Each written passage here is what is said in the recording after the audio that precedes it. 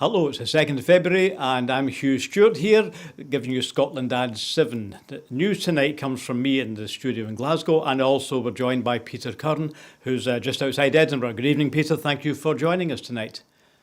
Good evening, Hugh. So we'll quickly go through, we've got quite a lot of news stories, so we'll spend not too long on any of them. So international and national news. The first story, Peter, is the continuing tension in Ukraine. We learned today that President Biden will deploy more than 3,000 troops in Germany, Poland and Romania as Russia continues to build up its forces around Ukraine, and after talks between Washington and Moscow failed to bring any breakthrough or easing of tensions. The US is sending 1,700 troops from the 82nd Airborne Division to Poland. A headquarters unit of about 300 from the 18th Airborne Corps will move to Germany, and a 1,000-strong army armoured unit is being transferred from Germany to Romania. A Pentagon spokesman said the deployments were separate from the 8,500 troops in the US who were already put on heightened alert to be ready to deploy at short notice.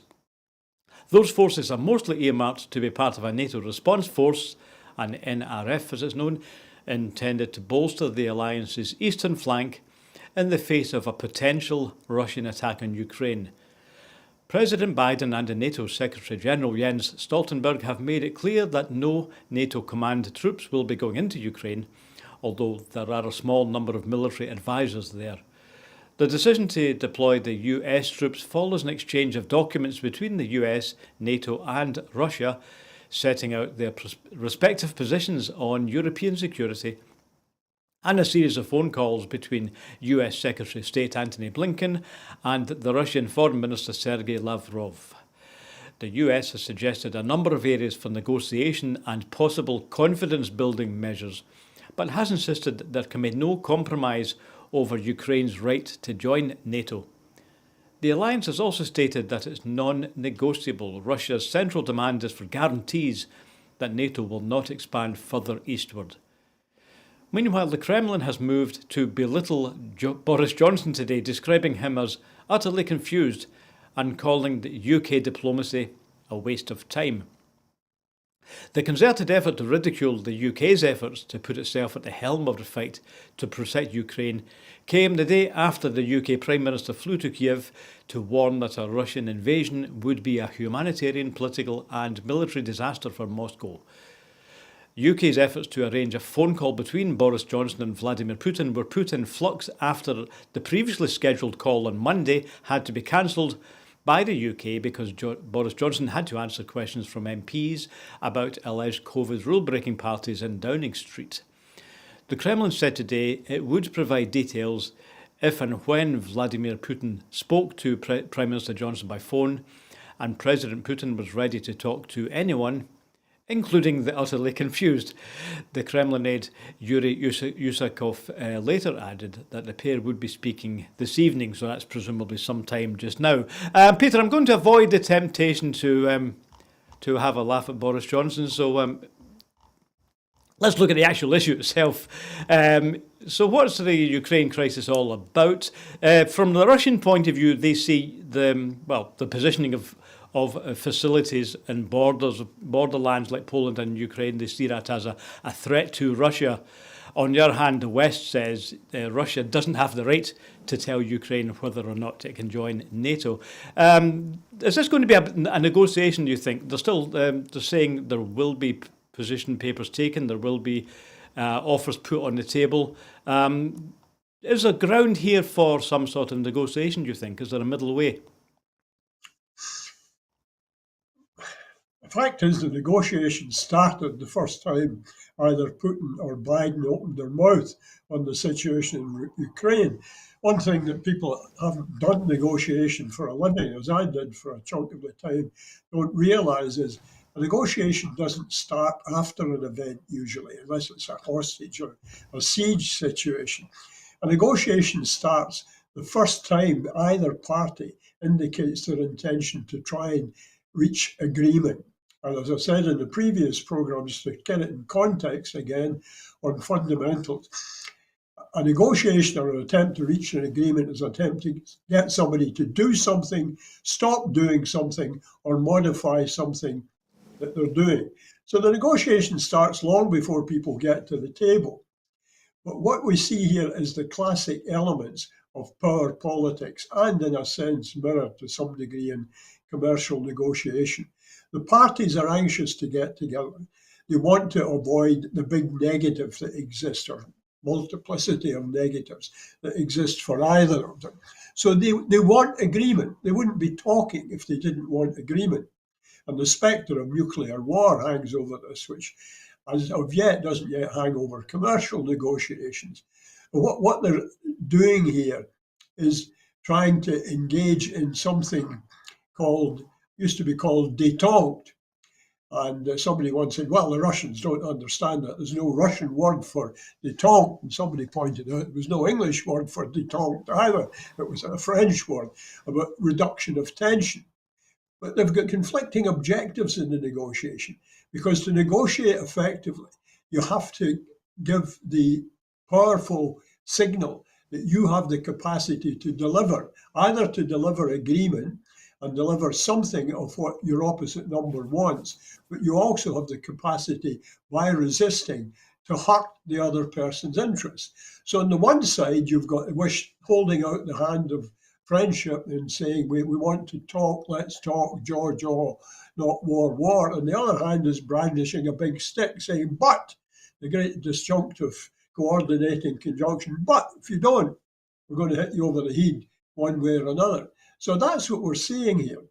Now, if I'd had to predicate the worst possible situation I could think of in international relations when nuclear weapons are a serious concern, never been so unstable, it would be that a paranoid Russian president who's trying to recover an empire that previous presidents of Russia lost for him, if you like. We're trying to encourage him by surrounding him by NATO, who's been desperately in search of a role since the Berlin Wall closed down. So at one and the same time, we're encouraging his paranoia, but encouraging him to talk. In the great powers, we have China. Well, China is China. What can I say about it? We have America, which has not an elderly, but an old president, and a president who is not in a very powerful position with his electorate, with a great spectre standing behind him of Donald Trump. And in Britain, we have a BAM port for a president. So it's an ideal mix. So what a cocktail that this presents to us. Ukraine borders on Russia. And I think I'm talking to some people recently about this, and they had no concept of what Ukraine was or the size of Ukraine. Some of them were old enough to, like me, to remember when it was called the Ukraine. We used to say, oh yeah, there's Russia and there's the Ukraine. It's got over 38 million people. It's about almost 8 times the size of Scotland. This is a formidable country, and it's positioned on the edge of the former Russian Empire and on the edge of the European Union. Russia has shown its intentions towards it before. It wants it back. So, yes. So Russia definitely feels on. Yeah, there are two sides, I think, to the Russian position. Yeah, obviously there is a historical idea that, from the year 900, they think that Ukraine and what was then called Rus, I think, the Kingdom of Rus, were united. So that's a bit backward looking. But on the other hand, of course, what's happened is the collapse of the Soviet Union and then the expansion of NATO to the east. So am I right in saying in a negotiation, one of the things you need to do is to look at the other party and say, what are their concerns? What is it that they're worried about? And is it legitimate that Russia is worried that they're not aggressing? Well, they took over Crimea, but they're saying we have no intention of advancing west. But on the other hand, the NATO has already advanced east. Does Russia have a right to fear NATO expansion? Yes, I would say quite simply, yes. It could not but worry about the massing of Western, as they see it, forces on its doorstep. And they believe that the West is anxious to bring Ukraine into the European Union. And that would mean not only did they have one of a huge former territory, a country in its own right of 38 million people standing outside of Russia, but they would then be part of a very large power bloc, with NATO dancing between Britain, America, and essentially the European Union. So yes, Russia has always feared encirclement by hostile forces. The very nature of its geography makes it so. How are we going to get around this? Well, there are encouraging signs that there's still willingness to talk. But back to your key question, Hugh, the pre-negotiation stage is about trying to understand with crystal clarity, as far as you can before you reach the formal table, what your opponent wants, what matters to them. To look at how that relates to what you want and what you don't want. But the first phase when you get to the table, if you ever get to the table, is exploration. It should not be arriving at the table brandishing weapons, threats, and all the rest of it. It's like, let's understand each other. The Chinese, oddly enough, do understand negotiation in a unique way.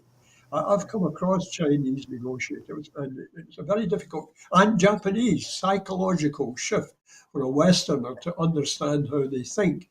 They do not think in the same way we do. I haven't got time to go into that. But yeah, I have no sympathy for Putin. I think Putin is a bad man. I think he's a dangerous man, but he's not as dangerous as some of his predecessors were, either from weakness or from strength. So I don't think he wants a crisis. I think he's building up his power capacity to show how Russia can hurt the West, which it can. Okay, well, we will move on now, Peter, just looking at the clock. So obviously, as I've said before, we will continue with this story as the talks continue. So thank you for that. And it's all about negotiations and seeing what the other party wants. And the purpose of negotiations, of course, is to produce a deal. So let's hope that's what happens. Now, that links us to our next story, which is about potential lack of confidence in the UK Prime Minister. Now, of course, in the last story, we pointed out that the Kremlin has been taking advantage of Prime Minister Johnson's difficulties these days. And so maybe that's one of the reasons why more Tory MPs tonight, we hear, have submitted letters of no confidence in Boris Johnson. So we hear that a fresh flurry of Conservative members have submitted a letter of no confidence in Boris Johnson, breaking cover to criticise the Prime Minister following Sue Gray's report on the Downing Street lockdown parties. The veteran backbencher Gary Streeter submitted his letter on Wednesday, that's today, having pledged to reflect overnight following previous letters from the former Defence Minister Tobias Ellwood and Anthony Mangle, who was an ex-special advisor, one of the group elected in 2019.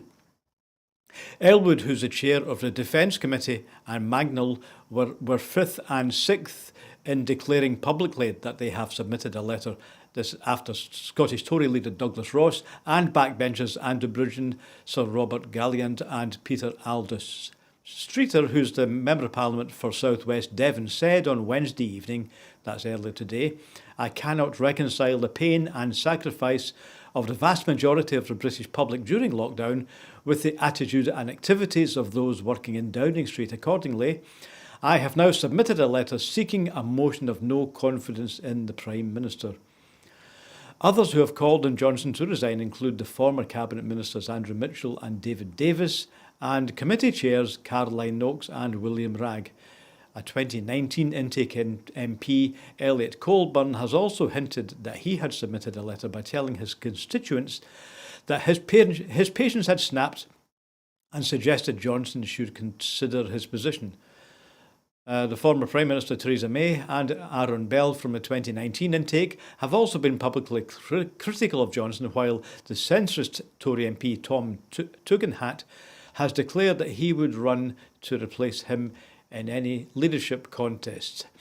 Now, Peter, I wonder whether you feel cynical or you feel that some of the Tory MPs are being principled. The cynical part of me says, oh, the people elected in 2019, particularly the Red Wall MPs, are worried about their jobs. But on the other hand, there are a number of MPs, including those we've quoted, who really don't see that Johnson is behaving in a traditional Conservative way. I mean, traditionally, before Johnson, Conservatives were people who played by the rules and who were traditionalists. Johnson is none of that. So are we seeing a split within the Tory party between, if you like, the proper old-time Tories and the new disruptive kind of tear everything up views of Johnson? Well, any attempt to encompass a large party like the Tory party or the Labour Party, for that matter, in simple, they're either this or that. It just can't encompass the differences. What we have in the Tory party is people who are traditional Tories in what they believe, in a free market, low taxation, maximum freedom from regulation, maximum opportunity. And that's a valid political position to hold. I don't happen to agree with it as a philosophy of running a nation, but it's a valid one to hold. There are Tories who are in it purely for the opportunity and the money and the power, and they will simply act in their own self-interest. Now, a time when the leader of a party is threatened for whatever reason, good or bad, politicians see opportunity, and that's true of all parties. We can't say this is a Tory factor. Tories have been particularly keen and had their nose to the wind in these things and rapidly fast to act. There are also a group of Tories who, whether they were Tories or not, are men and women of strong personal values and the values of the rule of law, the relation of the rule of law to politics and the great institutions of state. They were appalled at the prospect of Boris and coined the phrase anyone but Boris and stood against him. And there were some principled Tories among the people that stood against him. Theresa May, a former Tory Prime Minister, yes, I didn't like what she did in the Home Office, and I thought to some degree she was unimaginative, but I also think she's a decent, principled woman, and she has shown to be such.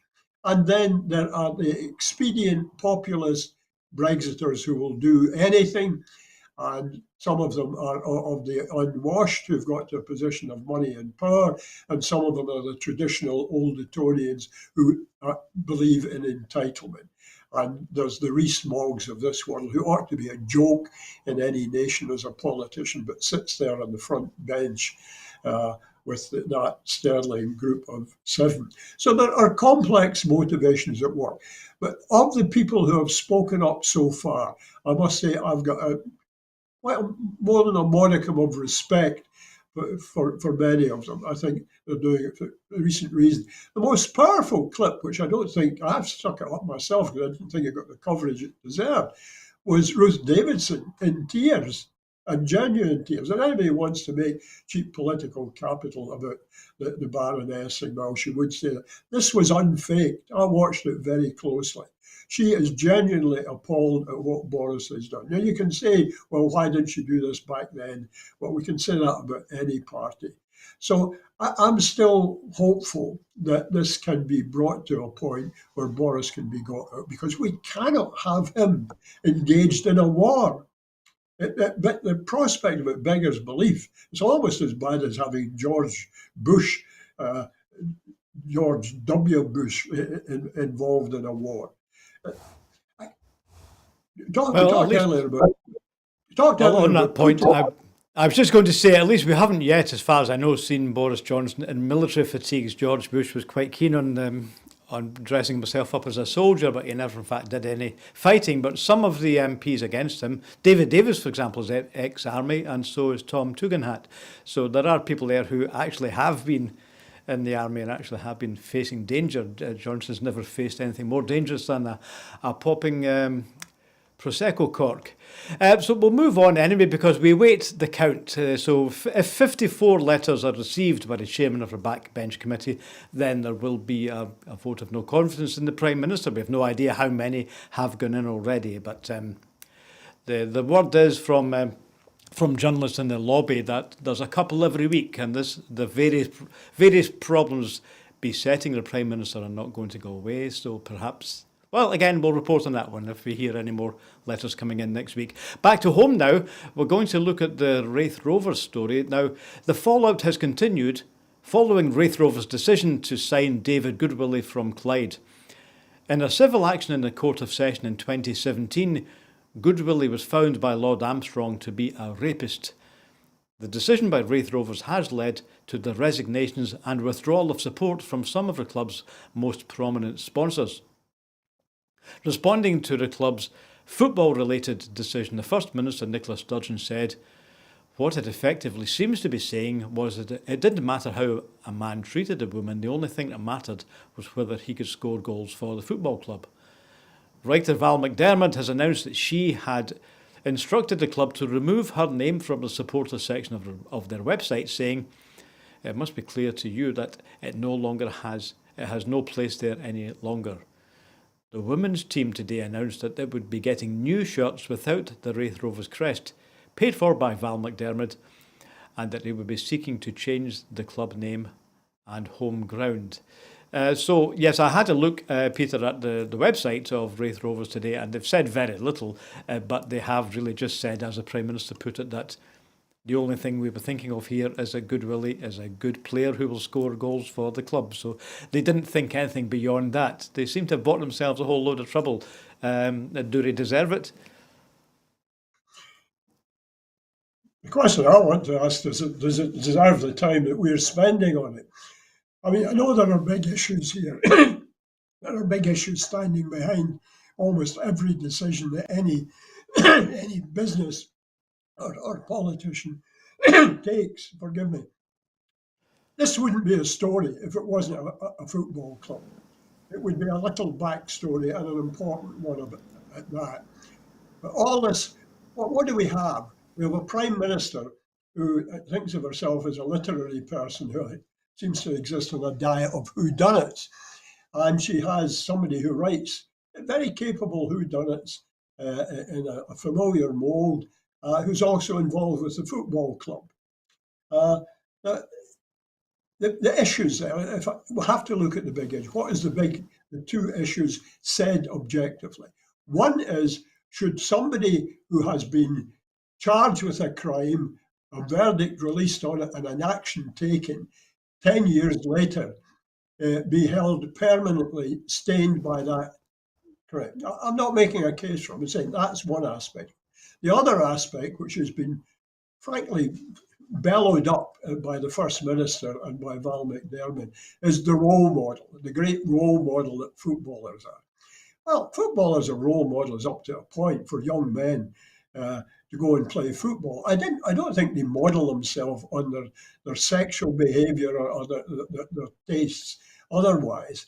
So yes, I think something will have to be resolved yet. I have no strong opinions here where the right stands.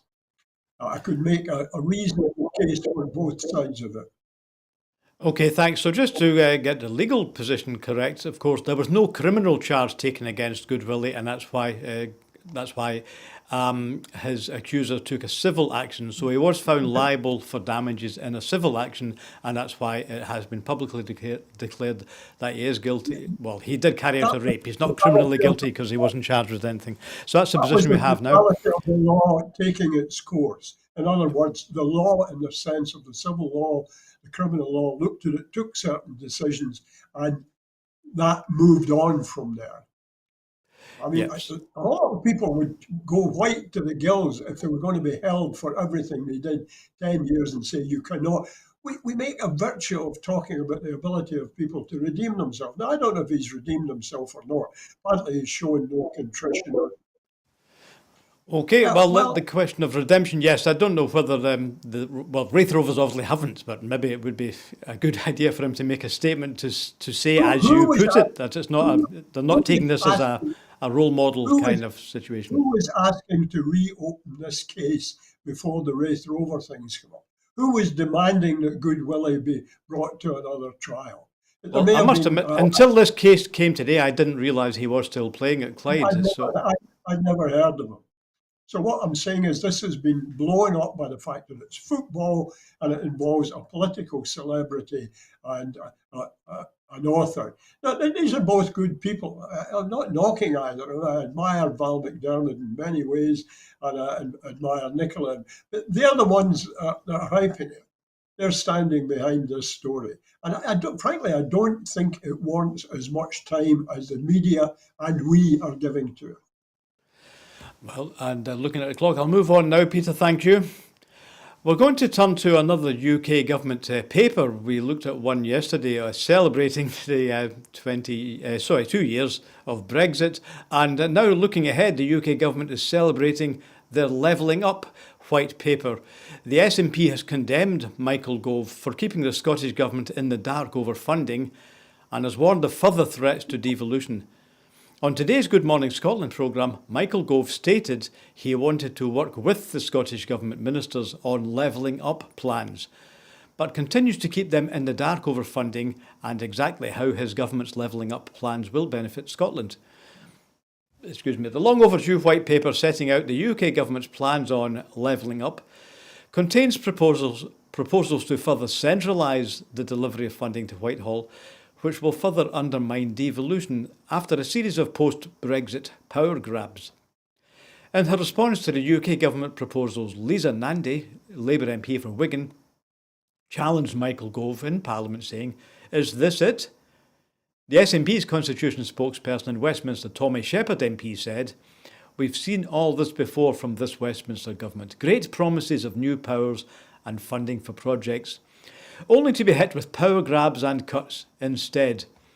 It's no wonder more and more people in Scotland want independence." So I'm going to ask you on two aspects of the white paper on levelling up. So first of all, there's the question of centralising, Peter. I noticed in The Guardian, the quote today, somebody from the Katie Schumacher from the Roundtree Trust talks about the devolution, because there's a lot in the paper about devolution to English mayors or to English councils, and also some devolution to Scotland, by which they refer to money centrally controlled by Westminster. And Katie Schumacher said this is an approach to devolution that appears to be quite centrally controlled. Okay. Centrally controlled devolution, right? It can't be both of those. So, generally, what I'm asking you is, do you agree with Tommy Shepherd that this is a power grab? Well, the power grab is an easy label to put on any action by the UK government. The fact is, the UK government, devolution to it is a strictly limited choke chain. It's a measure of freedom that they've given to the northern dog Scotland, to run about the yard with the limits. But there's no doubt about who holds the chain and who can yank it back to base. And that yank back is called the Scotland Act. So the idea that we have powers and they can't be taken back and they'll never be taken back, I mean, it's all been said by people before. Devolution is power retained. And they're going to take every opportunity and every excuse to hold the power. So I don't expect anything from them, nor do I frankly expect the Scottish Government to do anything to stop it, except to get its army of spin doctors to put out inane press releases demanding that the UK Government does this, that, and the next thing. As far as levelling up goes as a principle, levelling up, I experienced it in industry, in salary administration. How do you re-alter how you value your employees in a job evaluation scheme? Bearing in mind, a company ultimately has a finite pay bill. It's a certain amount that it can pay out. It hasn't got unlimited funds, just like a government. And what you're trying to do is spend the money and try and meet the needs of everybody, when it's quite impossible to meet the needs of everybody, because every pound you give to one person is a pound you're not giving to another. And you're trying to bring up the lower paid while not pulling down or reducing the higher. For a Tory government, of course, that's an agonising thing to have to do, because it plays against their most fundamental instinct, which is to grab the maximum money from the poor and give it to the rich. They want redistribution, and they want redistribution up the way and to their favoured friends. Now, that's So one the only side of it. If I can just interrupt you there, Peter, there's one side of it clearly is the rich and poor, but another side of it is what we used to call regional policy. And it's true in any country there tends to be more investment in the capital. Is that one area where the analogy with running a business doesn't entirely work? Because your business could put its headquarters where it wants, but they generally go to London. So are we really talking about trying to make it more attractive to businesses to set up their head office in Darlington instead of the I usual think they're, address? I think they're playing a dual game here. One, they're trying to come up with any policy that will make them look good while the leader of their party is threatened, and there's major moves to get rid of him. So they're desperate to do. I'm not saying this didn't exist before that, but they're desperate to play that. They're also desperate to play to the local authorities, who we can't forget. Our Scottish local authorities have been bleating non-stop for the last decade about how they've been deprived of funds by the Scottish government. So they may see, well, there's perhaps a bit of an in here to rehabilitate the Tory party in Scotland, even though it's disowning Boris at the moment. So they're going to do these things. The only question is not what we say about it or our expressions of disgust at what are we going to do about it? And what are we going to do about it within the framework of Scottish law, the powers that the Scottish government has, as opposed to what the Westminster government can do and roll over us. Otherwise, we can just hold up our hands and say, there they go again. We're powerless, we're impotent. I'm Well, fed up all, what are we, look at the bad Tories doing. What the hell are we going to do about it, tangibly? Well, I'll just turn to one final aspect before we move on of the levelling up. Regional policy, really. I've had a look at the paper today. I don't suppose, Peter, you've had an opportunity to do that. I've not looked at all of it. It's about 300 pages. And it begins with the ancient Babylon in the year 7000 BC or something like that. A very interesting paper. But surprisingly, you might find that I found a lot of it really interesting because the paper has lots of really good economic evidence of inequality. It's odd that, but if you look at it at the start of it, there's lots of information about the difference between the rich regions in the UK and the poor regions. Lots of really good stuff on that. So really, I'm looking at the Guardian then. The question then is, okay, if we acknowledge that's a problem, how much money are they going to put into it? And just finally, I'll just point out the Guardian's economics editor says that if you take the money that regions used to get from the European Union, which has been replaced by Michael Gove's Shared Prosperity Fund, guess what? It's 40% less. So what I'm saying is that, yeah, on the one hand, this paper has some really good stuff on the problem. It states what the regional disparity is with really good information. But the question is, are they really going to put the big money into, with Rishi Sunak talking about austerity? I think I'm answering my own question there. Do you agree with me that the serious funding to make this happen isn't going to come about, is it? Well, I don't answer questions normally that say, do you agree with me? You're asking for my opinion, which is what you'll get. And it'd be a rarity if two intelligent men agreed wholly on anything, totally. What I do accept is that this government is being forced by circumstances of the pandemic and of their political situation into borrowing huge sums of money and behaving in a most un-Tory manner. They're actually raising taxes at the moment. There is a finite sum of money, and it all comes back to the fact every pound you give to one cause, one worthy claimant, is a pound you don't give to somebody else. There is no magic money tree. Yes, we've been behaving as if there is one, but all governments have to do that in a major crisis like the pandemic or a war. Perhaps what we should be looking at is why we're pumping money across to troops in Ukraine. Yes, we have to defend democracies, but a powerful case has been by a number of people that Britain, as a nation, does not have the kind of interest in Ukraine that the American government has. Yes, as a general principle of democracy, we should try and, through the UN, diminish or extinguish threats to independent states. But, we are spending a hell of a lot of money on the military, and we'll always find that money. We always find that money. Yeah, that's perfectly true. That reminds me of yesterday's debate on discussion on the paper the government published celebrating 2 years of Brexit. One of the things in there, Peter, was that we have sent an aircraft carrier strike force to the Bay of Bengal. What's that got to do with Brexit? Absolutely nothing. So again, I think you're raising the idea that one of the things that the British government wants to do is to say, look at us, we're still here, we're still important. But if we stop saying that, we could save a bit of money. Anyway, I must move on. We're still talking about the economy in our next story, Peter, because the ONS, that's the Office of National Statistics, has a report today on what's been known as the cost of living crisis.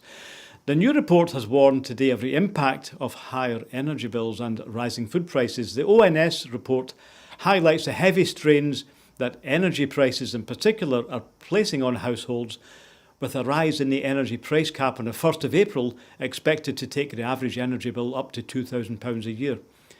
It warns that while most households will feel the effect of rising bills, those in the lowest income will be disproportionately affected, and that 66% of families had already seen their bills increase. The warnings come after the Resolution Foundation recently found that the rising prices could see, with no policy response from the UK government, 27% of English households falling into fuel stress. To help tackle the crisis, the SNP has reiterated its calls for the UK government to learn lessons from Holyrood, which passed the Fuel Poverty Act in 2019, enshrining into law commitments to drastically reduce the number of households in fuel poverty. In 8 years, the Scottish Government has spent £1 billion tackling fuel poverty, with as much as £114 million allocated last year alone on programmes targeted at improving energy efficiency in homes. The SNP have also called for an emergency package of measures to support families through the cost of living crisis, including the introduction of a low energy payment and to reverse the £20 a week universal credit cut. Well, as you said in the previous story, Peter, right, the money's got to come from somewhere. How about taxing the energy companies who are making such a lot of money at the moment? Would that be your solution? Yes, there will certainly be at the front end of it. I mean, the liberation of the energy market was supposed to beat down all the prices and competition and all the rest of it. I mean, we've dealt consistently with mainly the same energy company, well, certainly since we came to Scotland, but their behaviour is bizarre at times. I have to say, it rarely seems to be in the interest of the consumer. The idea that somehow they're going to voluntarily bring the prices down, I don't think bears close examination. What we should worry about is the stark reality of what this means to people on the breadline, or not even on the breadline, the working poor, desperately trying to hold down a job, manage a family, feed themselves, and have some facsimile of a civilized life while trying to keep themselves warm. That the effect of inadequate heating, I've experienced that. I've experienced as a child, no central heating, tenement home in Dunchatton Street in Glasgow, one coal fire that we could keep going, and in most of the time we couldn't afford coal for it. We had coal briquettes, as we properly pronounced them, a mix of God knows what and coal dust. And I was a sickly child. I had chronic asthma and pneumonia. I had pleurisy. I was lying in freezing cold houses a large part of the time. So the negative side of this is if we don't get the heating thing right, we're going to place further pressure on our finances by placing it on the National Health Service and making people ill, keeping them away from work. I mean, energy is a vital thing. I have to say, I've only wakened up to it. And we really need to think very, very hard about this, that the money must be found to help people speedily and fast to meet their basic energy needs. mean, my wife treats this very seriously and Yeah. switches off lights and asks me to put a woolly on. And no brass monkey with any sense of self-preservation would venture near my house on a cold day. Uh, and we can argue we've got too big a house for our needs. So something has to be done about this. And Yes, I what can we well do? remember that, as you reminded me, how in the 60s when we were growing up, then, yeah, you used to heat one room or two rooms maybe. The bedrooms were never heated before everyone got central heating. So this is a kind of a consequence of economic growth. We all expect central heating and we all expect cheap gas, but suddenly it isn't cheap anymore. So, yeah, there's maybe long-term solutions. Obviously, as the Scottish Government says, we need to insulate, but you can't do that right now. That's not going to be a problem.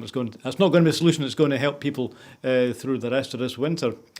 So we'll need to move on again. Now, another economics-related story, Peter. We've got the news today that the Scottish Parliament has agreed the new tax bands. Scotland will continue to have the fairest tax system anywhere in the UK, as the Scottish Parliament passed a resolution agreeing the income tax bands for 22 to 23.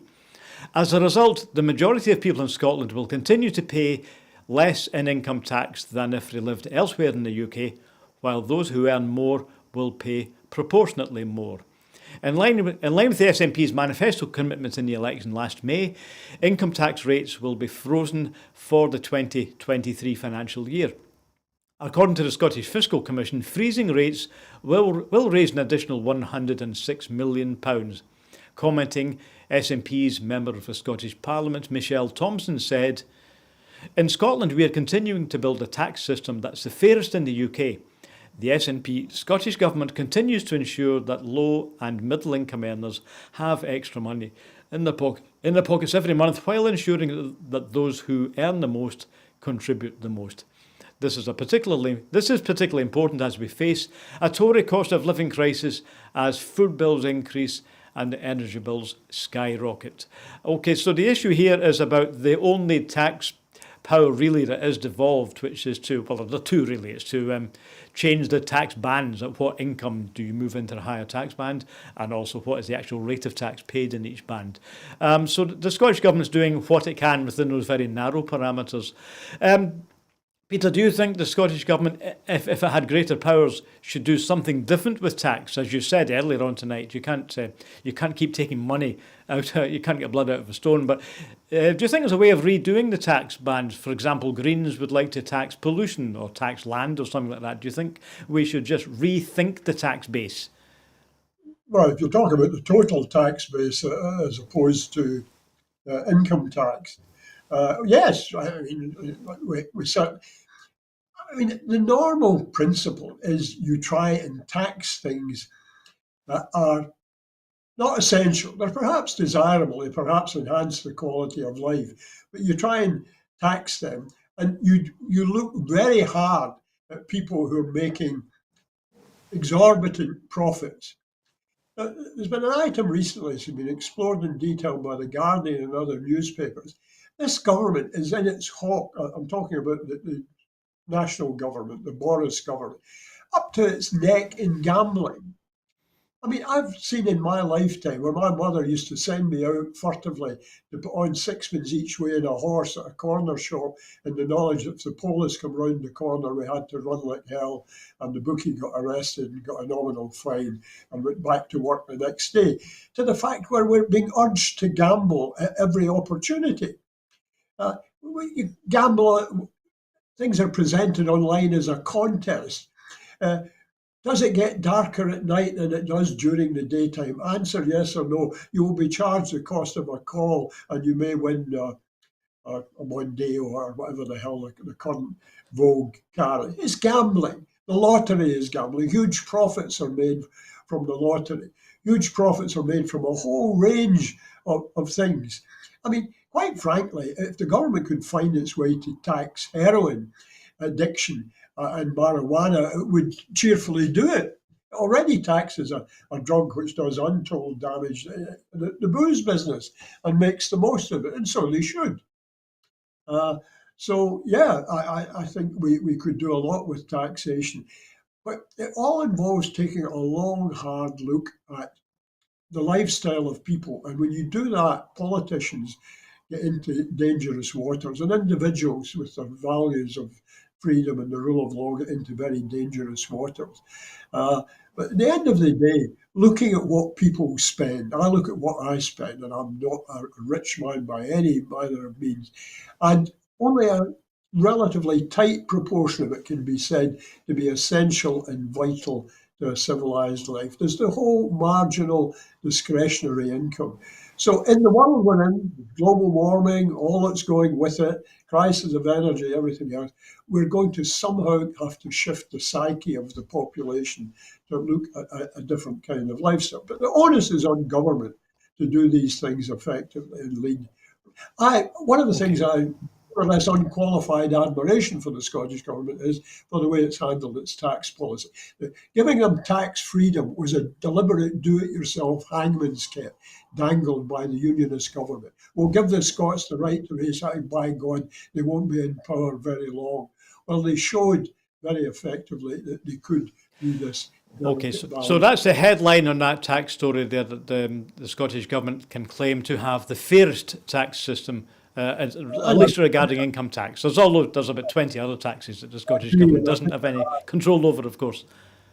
I must move on now, Peter, away from economics, which we've been labouring through. Now I'm going to move on to a political story in Germany today, political legal.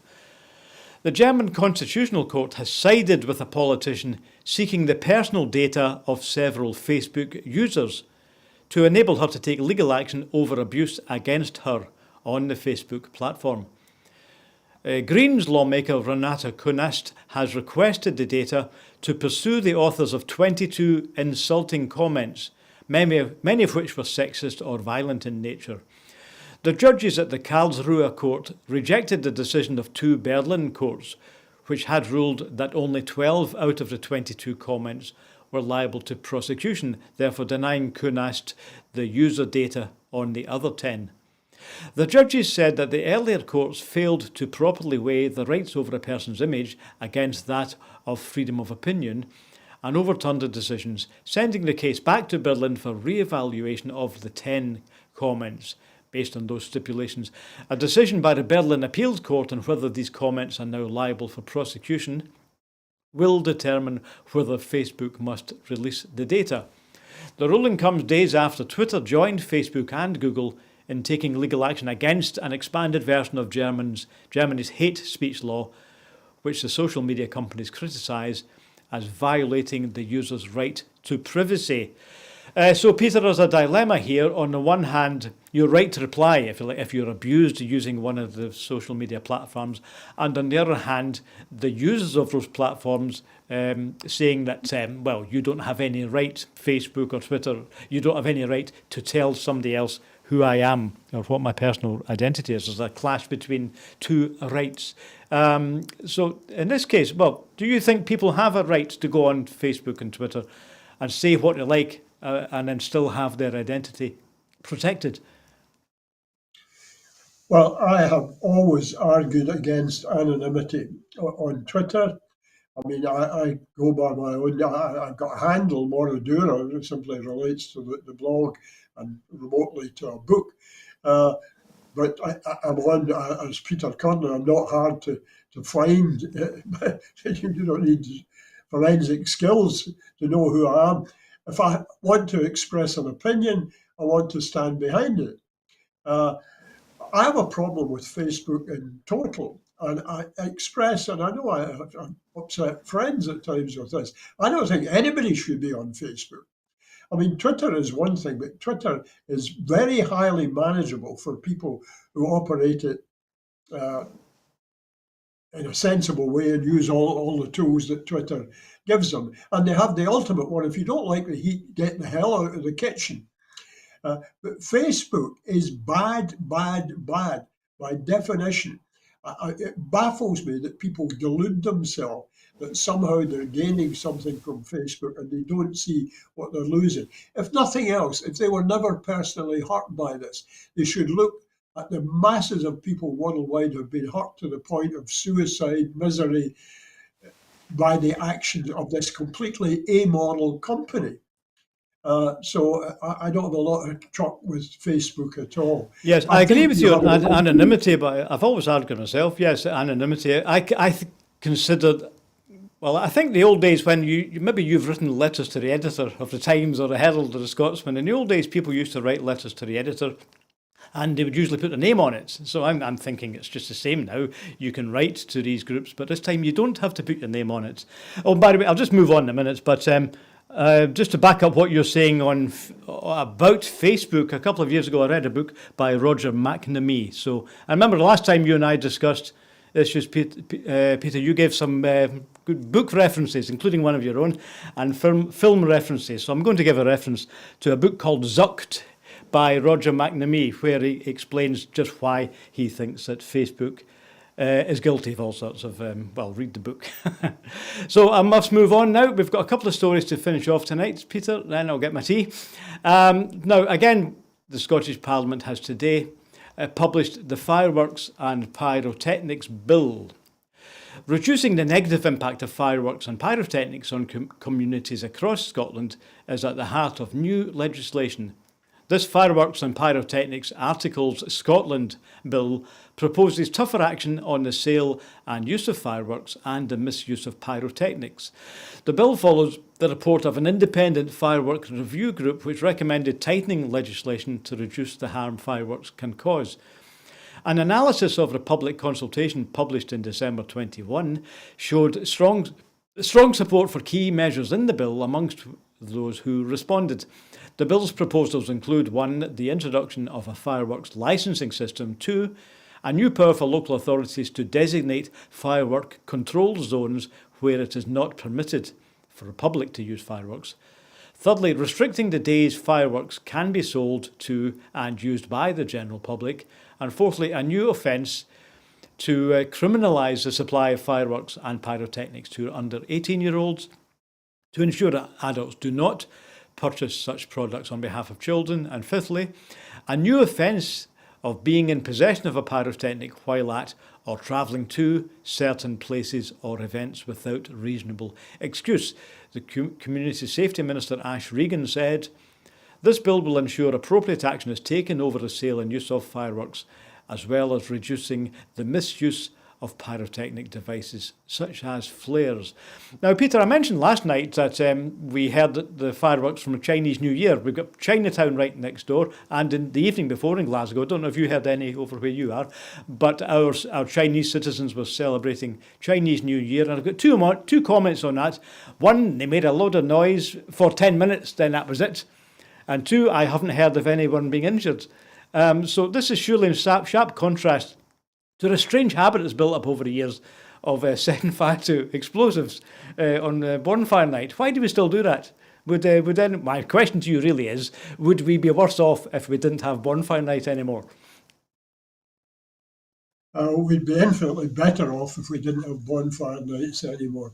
However, let me try and introduce a light note this late in a serious programme on a serious matter. I'm in favour of a ban on fireworks, by the way. When I was a boy, it was a long time ago, they still had lamp-lighters in the street. There was a war going on. There was air raid wardens. But we could still buy fireworks. And we decided as a group of, we'd be about 8, maybe 9, that we were going to make a grenade. So we collected the carbide, the stuff from the lamps that the lamplighters left behind, which is nasty stuff, dangerous stuff, and explosive in certain ways. We pulled our squib collection, got the powder out. We took off all the blue touch paper and rolled it all in a twist. And we managed to get some old thunder flashes that the ARP had used in manoeuvres. About 41, 42. War going on, barrage balloons in the sky. And we made a grenade with stucco, as we called it, stucco, plaster of Paris. And we painted it black, we scored it, and we stuffed this in. And we took it up to the football park at the back of the golf hill, leading up onto the Alexandra Transport Quarry, and we buried it about a foot deep in the centre line, early on a Sunday morning, 6 o'clock. And we lit the blue touch paper and retired, expecting a modest bang. Well, it frightened the bejesus out. It blew virtually the whole centre part out, and some of the windows in the tenements a couple of 100 yards away were shattered. And we ran away in terror, expecting the fuzz to come and get us at any moment. And there was much muttering in the commandeered houses by the ARP and the police that there had been evidence of fifth columnists setting a bomb, but we mustn't let it get into the papers, it will destroy morale.